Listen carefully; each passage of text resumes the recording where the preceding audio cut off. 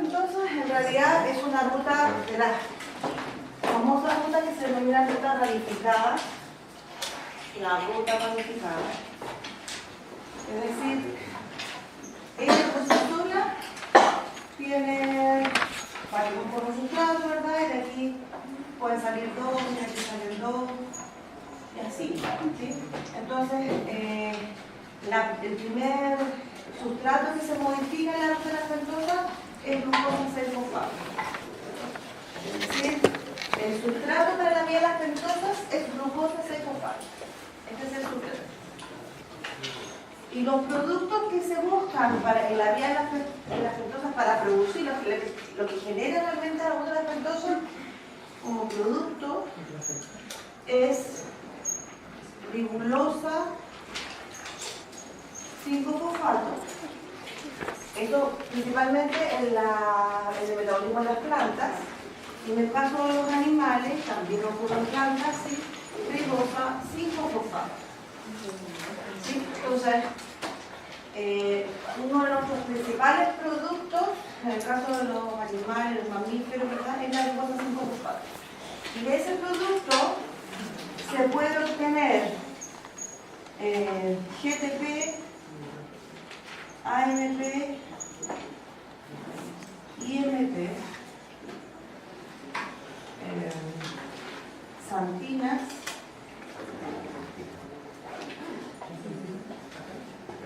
la vía de estos dos, se obtiene ácido úrico. Por lo tanto, alguna alteración en el metabolismo de las pentosas puede alterar también el metabolismo del nitrógeno. Y el otro producto importante que se relaciona con la vía de las pentosas es que el glóbulo rojo, la vía de las pentosas, esta ruta de las pentosas en el glóbulo rojo es muy importante, ¿sí? Y de hecho, alteraciones en la primera ruta de la vía metabólica de la vía de las pentosas afecta el metabolismo del glóbulo rojo. De hecho, si se afecta la glucosa 6-fosfato deshidrogenasa, que es la enzima que transforma la glucosa 6-fosfato, se puede producir una anemia por hemolisis del glóbulo rojo. Entonces, de ahí lo importante que llega a ser la vía de las pentosas es el metabolismo del glóbulo rojo. Una de las causantes de la anemia es un defecto de esa enzima, por ejemplo. Y por cómo se van dando las reacciones en el metabolismo de las pentosas, en la ruta de las pentosas se generan adicionalmente otros azúcares, principalmente C3, como gliceraldehído 3-fosfato, dihidroxicetona-fosfato. También se generan azúcares del tipo C4, como el nitrosa-fosfato. Se generan también de 7 carbonos, como la C-rutulosa, la ribosa, las pentosas, glucosa 6-fosfato, fructosa 6-fosfato, también se genera en la vía de las pentosas. Entonces, genera azúcares de distinto tamaño, de distinto largo de cadena, y además va a generar un producto que es muy importante en el metabolismo de los lípidos, que es el maltreche. Todos esos son los productos generados en la vía de las pentosas. Estos son los que se producen directamente en la vía de las pentosas, ¿sí? Y estos son los que se asocian a los metabolitos de la vía de las pentosas. O sea, en la vía de las pentosas no vamos a producir ningún nucleótido, pero sí, dado que se encuentra ribosa 5-fosfato, existe una enzima que se llama fosfodioxipirofosfato sintasa, que usa ribosa más ATP para sintetizar un precursor de la síntesis de estos nucleótidos que se llama fosfodioxipirofosfato. Cuando veamos el metabolismo del nitrógeno, ahí les va a quedar un poco más claro cómo son las moléculas. Pero lo importante es que está relacionado, de alguna forma, esta molécula, la ribosa 5-fosfato, se relaciona con el metabolismo de los nucleótidos. Entonces, ahora, ¿cuáles son? Dijimos el primer sustrato de la vía es la glucosa 6-fosfato, ¿sí? La glucosa 6-fosfato que queda arriba. Y la primera reacción consiste en oxidar la glucosa 6-fosfato. Entonces, la enzima que cataliza esa reacción se llama glucosa 6-fosfato 6-fosfato deshidrogenasa. Esa glucosa 6-fosfato deshidrogenasa va a usar como agente oxidante NADP, va a oxidar la glucosa 6-fosfato y por lo tanto se va a reducir el NADP y se va a transformar en NADPH. De ahí entonces que tenemos ya formación de la molécula de NADPH en esta ruta de la fructosa. Esta enzima usa solo NADP, ¿sí? No va a usar nada H, y justamente eso permite que puedan ocurrir estas dos vías metabólicas en el citoplasma celular, porque la vía de la glicolisis que genera NADH ocupa NAD para oxidar, y la vía de la pentosa, que también es citosólica, ocupa NADP. Y la enzima deshidrogenasa ocupa solamente, o es capaz de definir y diferenciar entre NADP y NAD, ¿sí?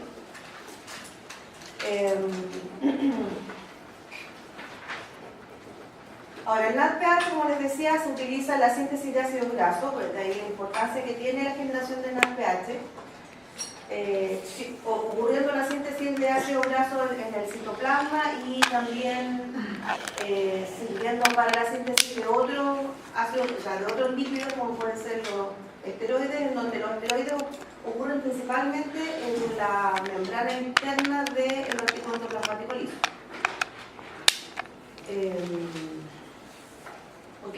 ¿Dónde ocurre el proceso de la ruta lactosa?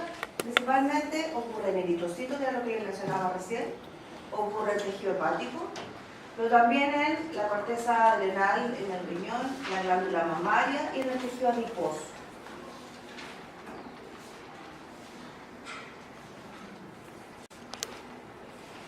Les voy a mostrar, a ver si puedo separar las reacciones. Desde el punto de vista metabólico, ¿sí? Uno puede pensar que la glucosa 6-fosfato se va a convertir a fructosa 6-fosfato y a fructosa 1,6-bisfato en la vía glicolítica, ¿sí?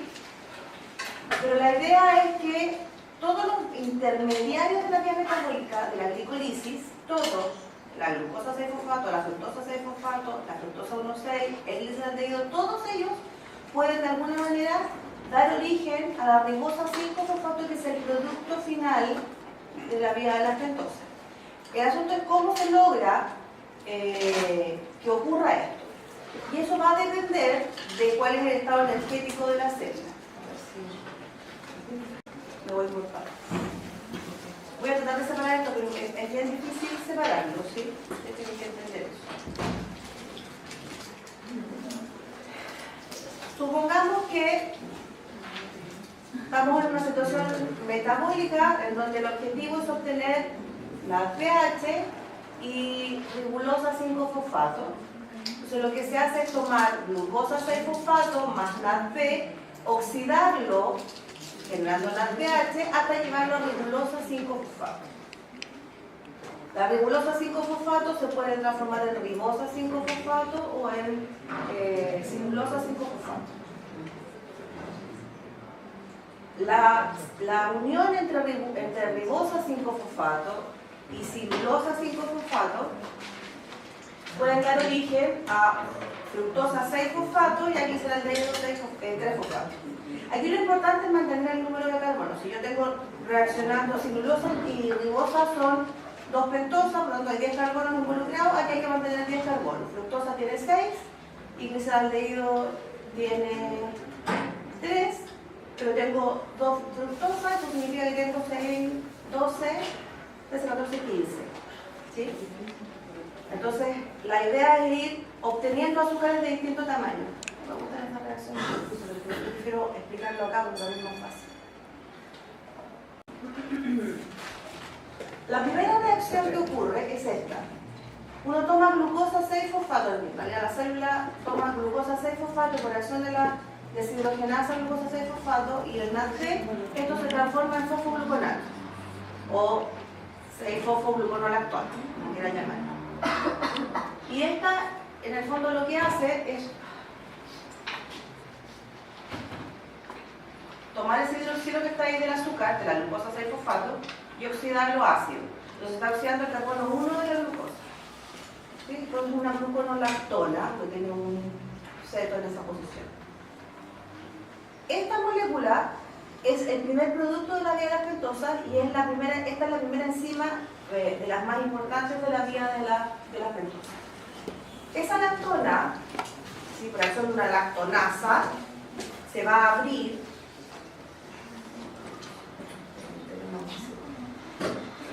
Lo alcanzo ahí arriba, entonces tengo que apuntar. Esa lactona que está ahí, por acción de una lactonasa y agua, se debería producir la apertura del anillo y se va a formar la misma molécula, solo que no va a estar cerrada. Y se va a llamar fosfogluconato, porque es un ácido, ¿sí? El fosforilado carbono 6. Entonces lo único que hace la lactonasa es abrir el anillo, nada más. Luego, esta fosfogluconato, ¿sí? Que tiene 6 carbonos, debiera pasar a ribulosa 5-fosfato. Entonces la ribulosa tiene 5 carbonos y el fosfogluconato tiene 6 carbonos. Por lo tanto, aquí lo que va a ocurrir es una reacción de descarboxilación, pérdida del carboxilo, que es ese que está ahí arriba, CO2 se libera, y nos queda entonces un azúcar de 5 carbonos que se llama ribulosa 5-fosfato. Se llama ribulosa porque en el carbono 2 está ubicado el grupo ceto. Y esta ribulosa, que es una pentosa, una cetopentosa, puede isomerizar por acción de una isomerasa, claramente, a ribosa 5-fosfato, porque ribulosa y ribosa son isómeros. ¿Sí? Esta cetona que está acá se va a convertir en un aldehído, esta es una aldopentosa y esta es una cetopentosa. Entonces la isomerasa lo único que va a hacer es isomerizar estos azúcares y por lo tanto tenemos como producto tanto ribulosa 5-fosfato o ribosa 5-fosfato. Entonces estamos acá. Y se denomina fase oxidativa porque se utiliza NADP para esta reacción. ¿Sí? Entonces, en esta fase vamos a ocupar, allí es donde se ocupa el NADP y se produce el NADPH. Ribosa 5-fosfato es el primer, ribulosa 5-fosfato es el primer producto y luego esto se transforma en ribosa 5-fosfato por isomerización. Pero también podría por isomerización transformarse en celulosa 5-fosfato. Entonces, por un lado, esta ribulosa 5-fosfato isomeriza y estos dos isómeros juntos pueden convertirse en gliceraldehído 3-fosfato y en pseudotulosa 7-fosfato.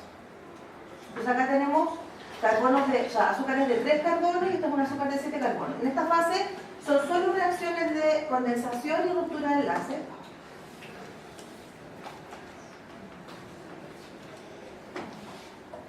Y acá en esta fase que está pintada de amarillo se denomina fase no oxidativa.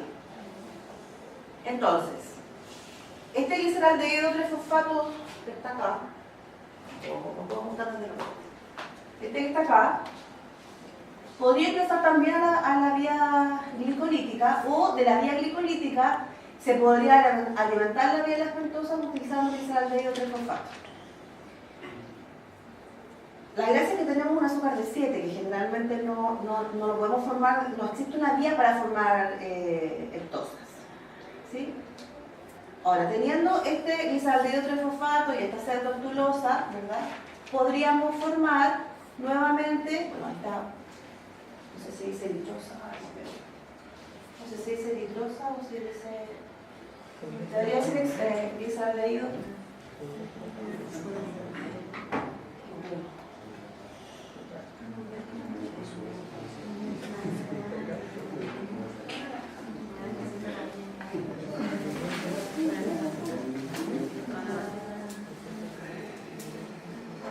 Debería decir exosa y debería decir litrosa.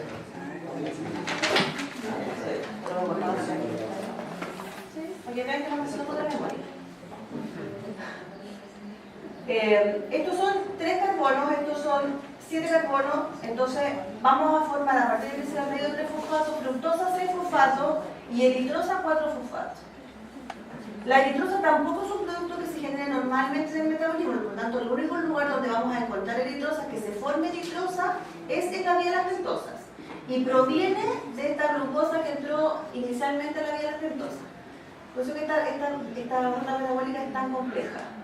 ¿Sí? Ahora, la eritrosa, ¿sí?, también puede convertirse en fructosa siempre y cuando se combine con celulosa. ¿Sí?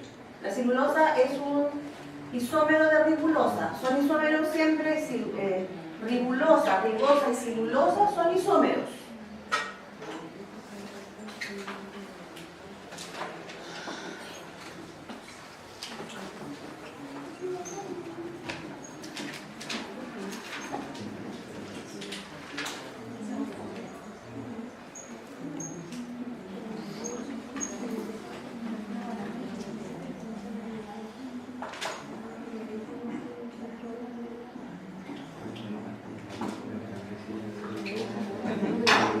Entonces, ahora que tenemos formado ahí, tenemos formado producto de la vía de las pentosas, tenemos formada fructosa, glisaldehído 3-fosfato, podemos tener eritrosa y podemos tener pseudoctulosa a partir de esta vía de formación de azúcares intermedios. Entonces, en esta fase de acá, lo único que ocurre acá son reacciones de isomerización o reacciones de condensación y ruptura. ¿Sí?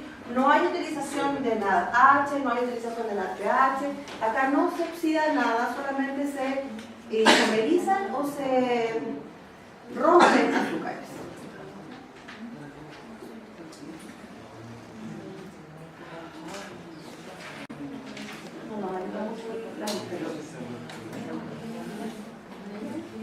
Allá arriba, a ver, en la diapositiva anterior teníamos que producto de la oxidación del azúcar no puede tener ribulosa 5-fosfato. Entonces, esa ribulosa 5-fosfato, podía isomerizar a cirulosa 5-fosfato y a ribosa 5-fosfato. Entonces, si tenemos cirulosa 5-fosfato y ribosa 5-fosfato, que son isómeros de ribulosa, y se puede formar porque aquí arriba, si uno hace el balance energético de esta vía, que es bastante complicado, se utilizan 3 moles de glucosa para formar 3 moles de ribulosa, que van a permitir que entonces pueda esa ribulosa isomerizar y formarse o transformarse en cirulosa y en ribosa. Entonces, estos dos azúcares tienen dos alternativas. Tienen la alternativa de isomerizar a ribulosa, que es de donde vienen, o condensarse y luego romperse, que en el fondo es transferir parte de la molécula a este otro azúcar. Esta tiene 5 carbonos y esta tiene 5 carbonos. Si le sacamos 2 carbonos a esta, la vamos a dejar con 3 y a esta la vamos a dejar con 5, 6, 7.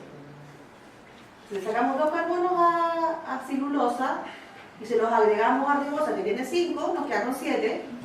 Y le quitamos 2, nos queda con 3. Entonces de ahí te parece glisaldehído 3-fosfato, que tiene 3 carbonos, y pseudoctulosa, que tiene 7. Pero eso es una transferencia de grupos. Esto es una transcetolasa que transfiere este grupo desde esta molécula a esta molécula que está acá.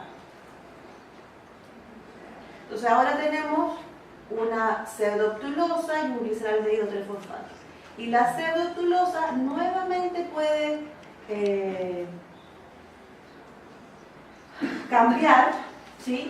Y puede a esta molécula que tiene 1 o 2 carbonos de la otra molécula, se le pueden quitar 3 carbonos, 1, 2, 3, y transferírselos a la molécula de glisaldehído 3-fosfato y nos va a quedar, si tenemos 3 con 6. Entonces la transformamos en fructosa 6-fosfato. Son la verdad que son reacciones como que medias tontas, porque en realidad si ya teníamos fructosa y teníamos celulosa, ¿para qué la transformamos de nuevo? Pero es la forma que el metabolismo tiene para ir recuperando azúcares, porque fructosa puede isomerizar a glucosa 6-fosfato, que estaba arriba, y nuevamente transformarse en gluconato. Entonces vamos a ir generando productos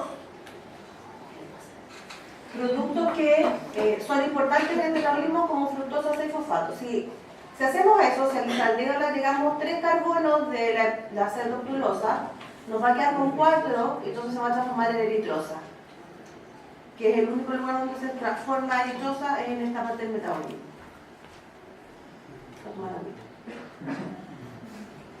¿Sí?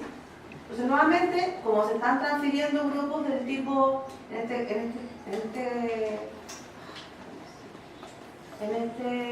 esta molécula tenemos un ceto, porque acá está el carbono 1, entonces es una transcetolasa.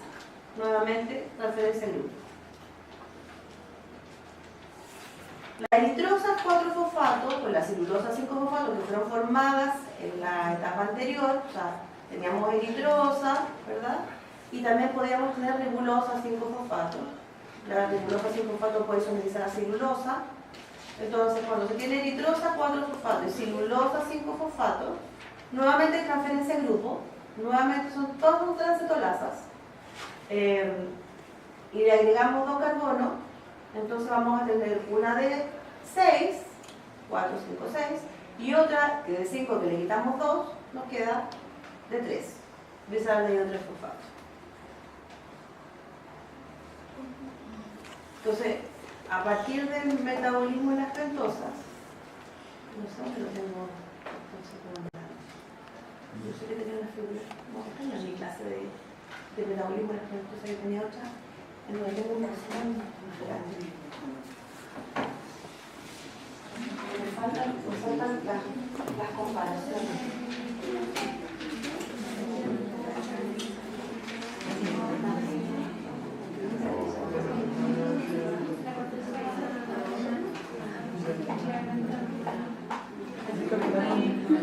Existen al menos 3 situaciones metabólicas que ameritan que se active la vía lactosa, ¿sí? Una es cuando se necesita claramente ribosa 5-fosfato y otra es cuando, por ejemplo acá, cuando hay mucha ribosa presente en el medio, comparativamente cuando hay menos NADPH. La ribosa es producto de la vía de las pentosas. Es el segundo producto de la vía de las pentosas después de la isomerización con ribulosa. Entonces, lo que uno debería esperar es que si la vía de las pentosas está activa, la glucosa se debería transformar en gluconato. La glucosa 6-fosfato debería transformarse en gluconato. Gluconato a ribulosa 5-fosfato, ribulosa 5-fosfato a ribosa 5-fosfato. Esa etapa, dado que glucosa se oxida, genera una alta cantidad de NADPH.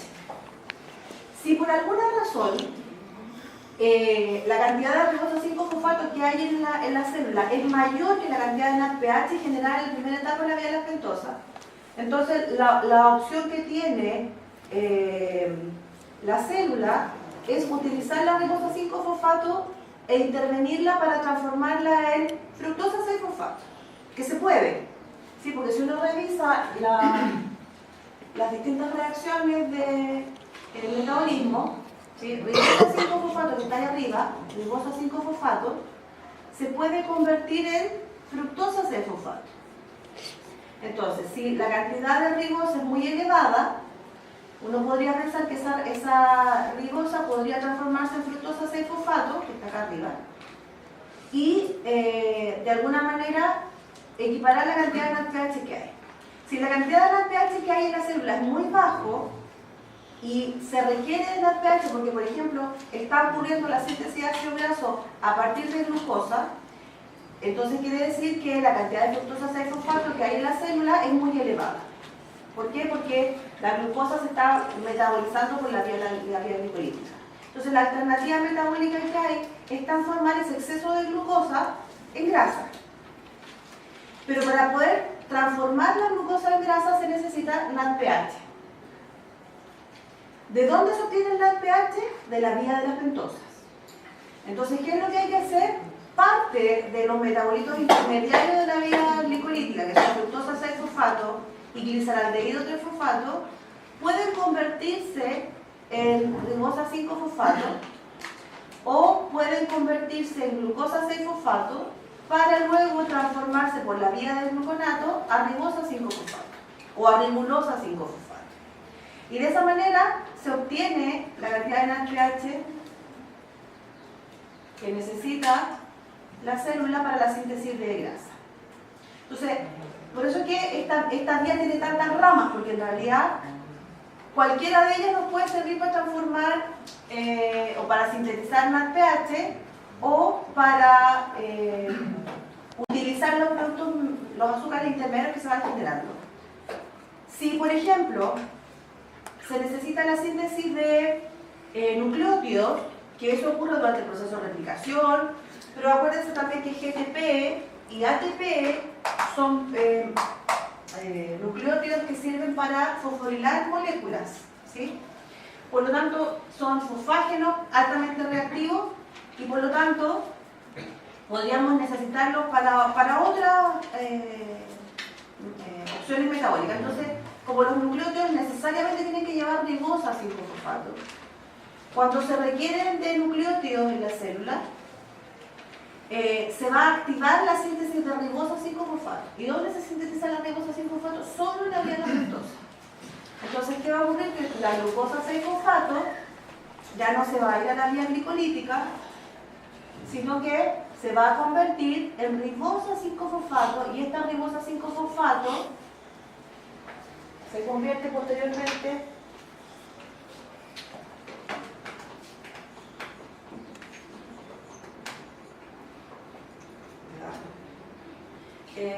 en fosforibosil pirofosfato, que es el sustrato para la síntesis de nucleótidos. Para sintetizar fosforibosil pirofosfato se necesita ribosa 5-fosfato y ATP.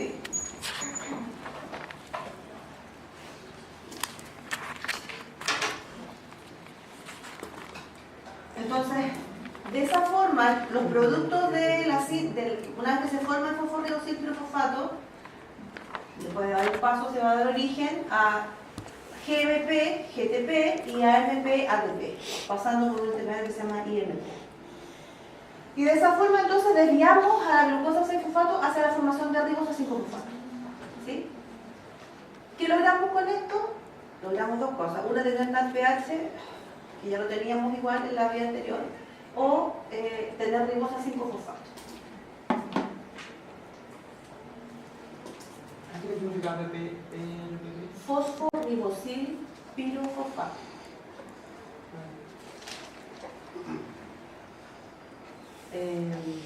Cuando se tiene mayor concentración de NADPH que de ribosa, al contrario de lo que teníamos anteriormente, cuando hay mucho, o sea, cuando se va a generar NADPH, cuando se requiere mucho NADPH, que podría ser, por ejemplo, para la síntesis de ácido graso, ¿sí?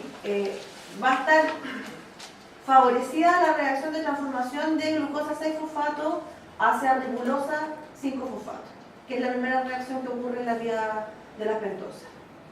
Y de esa manera se va a obtener grandes cantidades de NADPH. ¿Sí? Por lo tanto, una alternativa, y esto va a ocurrir principalmente en tejido hepático y en tejido adiposo, que es donde se sintetizan principalmente los ácidos grasos. Entonces, esta ruta va a estar favorecida cuando la cantidad de glucosa 6-fosfato sea importante, va a estar favorecida para la síntesis de ribulosa 5-fosfato. La gracia de esta vía, o de este paso, es que lleva la descarboxilación de la glucosa para transformarla en ribulosa. En el caso de los animales, la vía de la pentosa, si bien es cierto, es ramificada, pero es lineal, es decir, empezamos con un sustrato y terminamos con otro producto. En el caso de las plantas, esta etapa es cíclica. Entonces las plantas no se llama la vía de las pentosas, sino que se llama el ciclo de las pentosas. ¿Y cuál es la gracia? Es que las plantas tienen ribulosa 5-fosfato, fijan CO2 y lo convierten en glucosa 6-fosfato. Eso se llama fotosíntesis, o la biosíntesis de glucosa a partir de CO2. Entonces, las plantas fijan CO2 y la transforman en glucosa, pero necesitan tener ribulosa 5-fosfato. ¿Quiénes hacen esta pega principalmente y de manera importante? son las plantas suculentas. ¿Conocen las plantas suculentas? Sí. Todos los cactus y todos los que almacenan agüita se llaman plantas suculentas. Entonces, esas plantas hacen mucho esto de fijar CO2. ¿Qué es lo que nosotros, cuando uno estudia fotosíntesis en el colegio, dice que las plantas viven de CO2, luz y agua? Eso se llama fotosíntesis, ¿cierto? Entonces lo que las plantas hacen es fijar CO2 del aire. Nosotros no tenemos esa enzima, porque las plantas tienen una enzima que nosotros no tenemos, que se llama rubisco. Nosotros no tenemos la rubisco, las plantas sí, que es la enzima que fija CO2.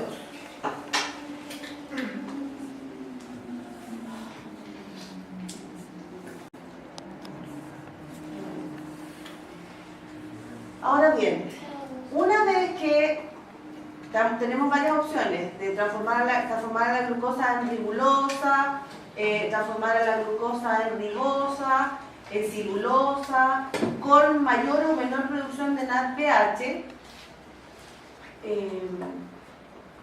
a partir de ribulosa, cilulosa o ribosa se puede formar gliceraldehído 3-fosfato y fructosa 6-fosfato. La fructosa 6-fosfato va a entrar acá al metabolismo de los azúcares, el normal que nosotros conocemos que es la vía glicolítica, y el gliceraldehído 3-fosfato va a entrar acá. Si la ribosa ingresa como gliceraldehído 3-fosfato y se transforma posteriormente en piruvato, va a rendir energía adicional, que es sintetizar ATP. ¿Por qué les digo esto? Porque en esta etapa, cuando partimos con glucosa 6-fosfato, ya nos gastamos un ATP. Cuando transformamos glucosa en ribulosa 5-fosfato, no hemos gastado ATP, solamente hemos producido NADPH. Si lo transformamos en ribosa 5-fosfato, tampoco gastamos ATP. Y si lo isomerizamos a fructosa, tampoco gastamos ATP. ¿Sí? Por lo tanto, si quisiéramos pasar a fructosa 1,6, sí gastamos ATP. Entonces, una forma de evitar el gasto energético es transformar ribosa en gliceraldehído 3-fosfato. Porque si la pasamos a fructosa 6, tenemos que gastar ATP acá. Entonces, como no queremos gastar ATP, porque por ejemplo el eritrocito no tiene mitocondria, no puede generar grandes cantidades de ATP, por lo tanto todo el ATP que genera lo utiliza en su proceso, en vez de gastarnos ATP y nos ahorramos el gasto de este ATP, lo podemos generar en este paso que hay al final de la vía glicolítica, que es el común para la vía lactosa, que es la formación de ATP cuando el gliceraldehído 3-fosfato se transforma en piruvato. Porque este paso es citosólico. ¿Sí? Entonces, tenemos la formación adicional, nos gastamos uno, pero formamos dos. Por lo menos nos vemos para atrás con la cantidad energética. Y eso puede estar ocurriendo permanentemente. Eso es lo que hace, por ejemplo, el glóbulo rojo. El glóbulo rojo no opta principalmente por la vía glicolítica, sino que más bien opta por la vía lactosa. Entonces siempre la glucosa 6-fosfato la va a estar transformando en este sentido. ¿Sí? Como no tiene mitocondria, el piruvato no va a entrar y por lo tanto no se va a transformar en acetil-CoA ni va a entrar al ciclo 3.